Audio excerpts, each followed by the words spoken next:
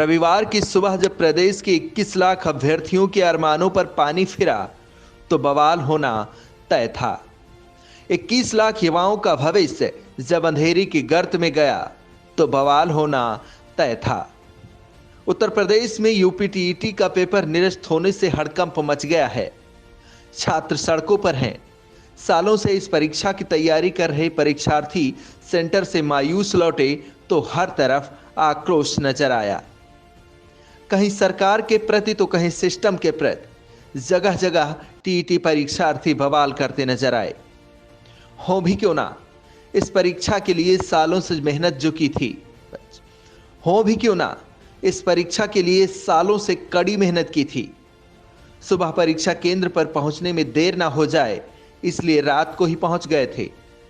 सड़कों पर रात गुजारी, लेकिन सुबह परीक्षा शुरू होने से पहले ही प्रश्न पत्र प्रदेश भर में सोशल मीडिया पर घूमने लगा। नतीजतन बेसिक शिक्षा मंत्री सतीश द्विवेदी ने दोनों पाली की परीक्षा को रद्द करने का ऐलान कर दिया। यूपी-टीईटी की परीक्षा के पेपर लीक होने की सूचना मिली है, इसलिए दोनों पालियों की परीक्षा तत्काल प्रभाव से निरस्त की जा रही है। पुनः 1 महीने के भीतर अभ्यर्थियों से बिना कोई शुल्क लिए परीक्षा पुनः कराई जाएगी। FIR कराने के निर्देश दिए जा चुके हैं और यूपी STF को जांच सौंपी जा रही है ताकि दोषियों को चिन्हित करके उनके खिलाफ कड़ी कार्रवाई की जा सके। प्रदेश भर में परीक्षा केंद्रों पर सरकार के खिलाफ परीक्षार्थियों ने आक्रोश जताया। हालांकि सरकार की तरफ से आश्वासन दिया गया कि 1 महीने के भीतर फिर से परीक्षा की तारीख घोषित की जाएगी। साथ ही दूर दराज से आए परीक्षार्थियों को रोडवेज बस के जरिए फ्री में उनको घर वापस भेजा जाएगा। आज सुबह जब मुझे एक समाचार मिला कि BTC TET का टेस्ट था, एक गिरोह कहीं से उसने पेपर लीक किया। हमने कहा पूरे पेपर को अभी निरस्त करो, पूरे गिरोह को गिरफ्तार कर लो, उन सभी बच्चों को सकुशल उनके घरों तक पहुंचाओ। 1 महीने के अंदर पारदर्शी तरीके से फिर से परीक्षा आयोजित करो।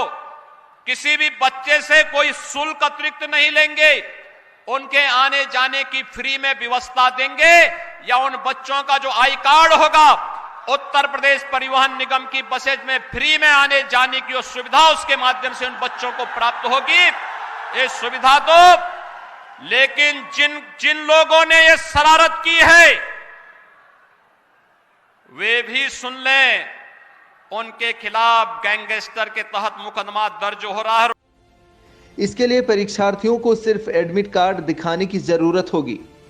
इस आदेश के बाद परीक्षार्थियों को वापस भेजने की व्यवस्था का जायजा लेने डेली इंसाइडर राजधानी के 4 बाग बस अड्डे पर पहुंचा।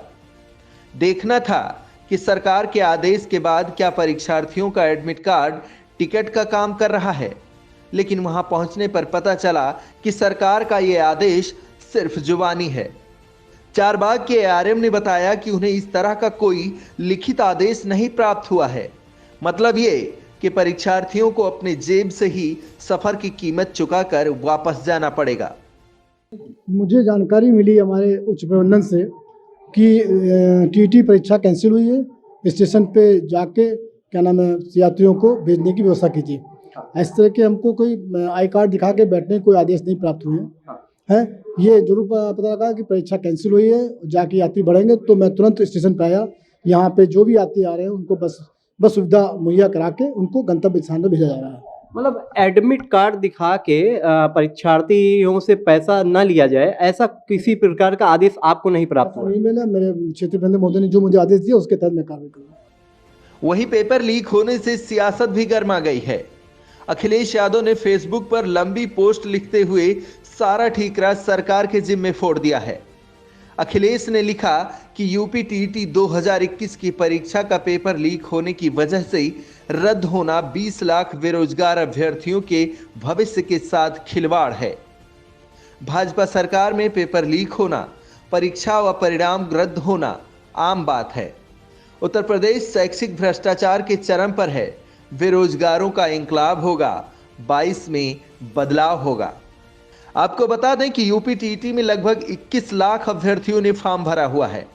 ऐसे में अचानक से पेपर निरस्त हो जाने से पूरे प्रदेश में अफरा तफरी मची हुई है।